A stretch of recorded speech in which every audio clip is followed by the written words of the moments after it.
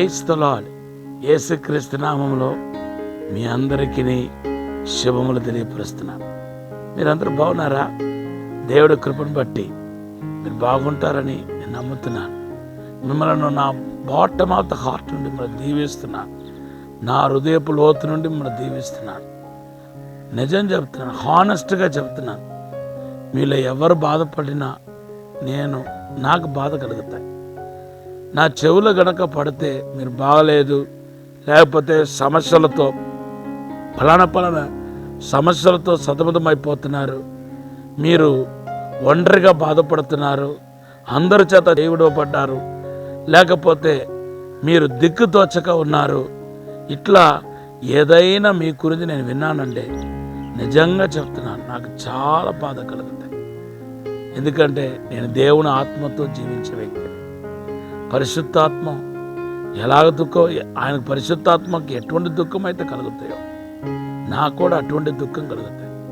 ఎందుకంటే నా ఆత్మ దేవుని ఆత్మతో ఇమిడి ఉంది కాబట్టి, కలిసి ఉంది కాబట్టి ఆ బాధ కలుగుతాయి. కాబట్టి మీరు బాధపడకూడదని, నిన్నట్లాగా మీరు వేదనకి, అవమానానికి, నిందలకు గురి కాకూడదని, నిన్నట్లాగా మీరు ఓడిపోకూడదని, అసమాధానానికి గురి కాకూడదని నా ఆత్మ దేవుని సన్నిధిలో ఘోషిస్తుంది. మీరు క్షేమంగా ఉండాలని, మేలు కలగాలని దైవజనుడిగా, మీ సహోదరుడిగా ప్రార్థిస్తున్నాను. దేవుడు ఖచ్చితంగా మిమ్మల్ని ఆశీర్వదించిన గాక. ఈరోజు దేవుడు మీకు ఇచ్చిన వాగ్దానం మార్కు సువార్త 11వ అధ్యాయం 23వ వచనం. దేవుని బిడ్డారా, ఈరోజు సమయం చాలా తక్కువ ఉన్నప్పటికీ నేను ఒక్క సత్యాన్ని ఎంఫసైజ్ చేయాలని చెప్పి ఆశపడుతున్నాను. నిన్న నేను యోనా గురించి మీకు చెప్పాను. అవును, యోనా దేవుని సన్నిధిని వెళ్ళిపోయాడు, వాస్తవమే. వెళ్ళిపోయిన యోనా మరి దేవుని వైపు తిరగాలి. ఈవెన ఓడలో ప్రయాణం చేస్తూ, ప్రభా నాదే తప్పైంది తండ్రి, వీళ్ళు ఎవరిని శిక్షించవద్దు ప్రభా అని ఆయన పశ్చాత్తాపడాలి, క్షమాపణ అడగాలి. అయితే ఈ యోనా ఏం చేశాడంటే, తనే అక్కడ ఉన్న వాళ్ళందరి దగ్గర నన్ను సముద్రంలో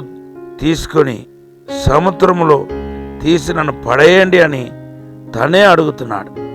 యోనా 1వ అధ్యాయం 12వ వచనంలో దేవుడు ఆయన సముద్రంలో పడేయమనలేదు. ఓకే, యోనా తనకు తానే మార్గాన్ని వెతుక్కుంటూ నన్ను సముద్రంలో పడేయండి అంటున్నాడు. దేవుడు ఆయన కోసం మరి కీడు కలగకుండా, ఆ సముద్రంలో పడి సావకుండా దేవుడు కాపాడాడు కాబట్టి, చేప ద్వారా దేవుడు కాపాడాడు కాబట్టి సరిపోయింది. అయితే లేకపోతే యోనా పరిస్థితి ఏంటి? ఈరోజు చాలామంది మీరు ఎలా తయారయ్యారంటే, మీ పైన మీరు శాపాలు పెట్టుకుంటున్నారు, మీ నోటితో మీరు శాపాలు పెట్టుకుంటున్నారు, మీ చేతులారా మీరు నష్టపోతున్నారు. ఎవరో మిమ్మల్ని నష్టపరచడం కాదు, సాతాను కూడా దేవుడు దూరపరిచాడు. మంత్ర ప్రయోగాలు కూడా మీ వద్దకు రాకుండా దేవుడు కాపాడాడు. మరి దేవుని యొక్క కాపుదల భద్రత ఉన్నప్పుడు ఎందుకంటే మీకు కీడు, ఎందుకంటే మీకు రోగం, ఎందుకంటే మీరు ఇంత బాధపడుతున్నారు, ఎందుకంటే ఇంత నష్టపోతున్నారు? ఒకే ఒక కారణం మీకు చెబుతున్నాను. మీ నోటి మాటను మీరు ఏం పలుకుతున్నారో మీకు తెలియట్లేదు. యోనాలాగా మీ శాపాన్ని మీరే మీ నెత్తి మీద పెట్టుకుంటున్నారు. అటువంటి వారు ఎవరైనా ఉన్నారా? ఈరోజు మీరు పశ్చాత్తాపడాలండి. ఎందుకంటే బైబిల్లో యూదులు యేసుక్రీస్తు సిలువ వేసింది వాస్తవమే, కానీ పిలాతు దగ్గర ఏమన్నారని తెలుసా? ఈ రక్తపాతం మా మీద, మా పిల్లల మీద వచ్చిన కాక అన్నారు. మత్తయి సువార్త 27:25. దాన్ని ఒక ఫలితం చాలా సంవత్సరాల తర్వాత మరి ఊత కోస కోయటం వలన శత్రువులు వచ్చి యెరూషలేము మీద దాడి చేసి ఆ యెరూషలేములో ఉన్న యూదుల్ని, పిల్లల్ని ఊత కోస కోయటం ద్వారా దేవుని బిడ్డలారా రక్తపాతము ఇశ్రాయేల్ దేశం అంతా పారినట్టుగా మనం చూస్తున్నాం. అంతేకాదు, రెబెకా ఆదికాండం 27:13 మనం చూస్తే రెబెకా యాకోబుతో ఏముంటుందంటే, శాపం నా మీద నా బిడ్డ మీద, నా కొడుకు మీద రాని అంటుంది. దాని ఒక ఫలితం ఆమె శాపాన్ని ఎదుర్కోవటం తప్పలేదు. అంతేకాదు, బైబిల్లో మనం చూస్తే పౌలు కాలంలో కొంతమంది యూదులు దైవదూషణ చేస్తూ వారి మీద వారు శాపం పెట్టుకున్నట్టుగా అపోస్తల కార్యం 23:12 మనం చూస్తున్నాం. ఇలా మనం చెప్పుకుండా వెళ్ళాలంటే చాలా ఉన్నాయండి. దేవుని బిడ్డలారా, ఈరోజు నీ నోటిలో జీవమరణం ఉంది. మీకు మీరే శాపం పెట్టుకుపాకండి. మీ పిల్లల మీద శాపం పెట్టబాకండి. నీ భార్య మీద శాపం పెట్టకపోకండి. కోపంలో మీరు పలికిన, లేకపోతే సడన్గా ఆత్రత వచ్చి కోపం వచ్చి మీరు మరి నోరు జారి పలికిన, నీ మాటల్లో జీవం ఉంది కాబట్టి, మీ నోటిలో జీవం ఉంది కాబట్టి ఆశీర్వాదం పెదలుగా శాపం మీ జీవితంలో ప్రవేశిస్తాను. నేను అందుకొరకే ఈరోజు మిమ్మల్ని హెచ్చరిస్తున్నా. పొరపాటున మీపైన కానీ, మీకు మీరే కానీ, మీ పిల్లలపైన కానీ, మీ కుటుంబ సభ్యులు ఏ ఒక్కరి మీద శాపనాథమైన మాటలు పలుకవద్దు. అలా పలుకుతున్న వారైతే ఈరోజు ఫుల్ స్టాప్ పెట్టండి.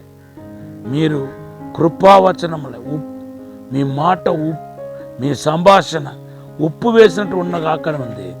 కృపా సహితముగా ఉండాలా. మీరు పలుకుతున్న ప్రతి మాటలో జీవం ఉంది కాబట్టి ఆశీర్వాదపు వచనాలే పలకాలి. బైబిల్లో రాయబడి ఉంది, మీ శత్రువులు కూడా ప్రేమించండి అన్నప్పుడు మీరు ఎలాగ మీ కుటుంబ సభ్యుల మీద శాపం పెడతారు చెప్పండి. కాబట్టి దయచేసి చెప్తున్నాను, కుటుంబ సభ్యుల మీద మీరు పొరపాటున శాపం పెట్టండి. ఆ శాపాన్ని వాపసు తీసుకోండి. యేసు నామములో క్యాన్సిల్ చేసుకోండి. ప్రభు ఈ మాటను దీవించిన గాక. ఆమేన్. పరిశుద్ధము నమ్మకమైన మా పరలోక తండ్రి, నీకు వందనాలు ప్రభా, స్తోత్రాలు తండ్రి. నా మాట వింటున్న మీ అందరి జీవితంలో అద్భుతం జరిగించండి ప్రభా, మేలు జరిగించండి ప్రభా. శాపం విరగొట్టపన గాక, తెగులు విరగొట్టపన గాక. నోటితో పలికిన ప్రతి శాపాన్ని యేసు నామములో క్యాన్సిల్ చేయండి ప్రభా. అసాధారణమైన అద్భుతమైన కార్యం జరిగించండి. మేలు చేయమని, ఆశీర్వదించమని యేసు నామములో అడిగి వేడుకుంటున్నాము తండ్రి. Amen. Have a blessed day. God bless you. మన మార్నింగ్ మన్నా ఈ కార్యక్రమం గురించి అనేకులకు పరిచయం చేయండి. రేపు ఫ్యూచర్లో ఈవినింగ్ మన్నా అనే కార్యక్రమం కూడా స్టార్ట్ చేస్తాం. ఎందుకంటే ప్రతిరోజు మార్నింగ్ ఈవినింగ్ కూడా దేవుడు ఆ ఇశ్రాయేలు ప్రజల్ని పోషించినట్టుగా బైబిల్లో మనకు ఉంది. కాబట్టి మనం అనుదినం మన్నా ఈవినింగ్ కూడా అందించబడాలి. ప్రార్థన చేయండి. God bless you.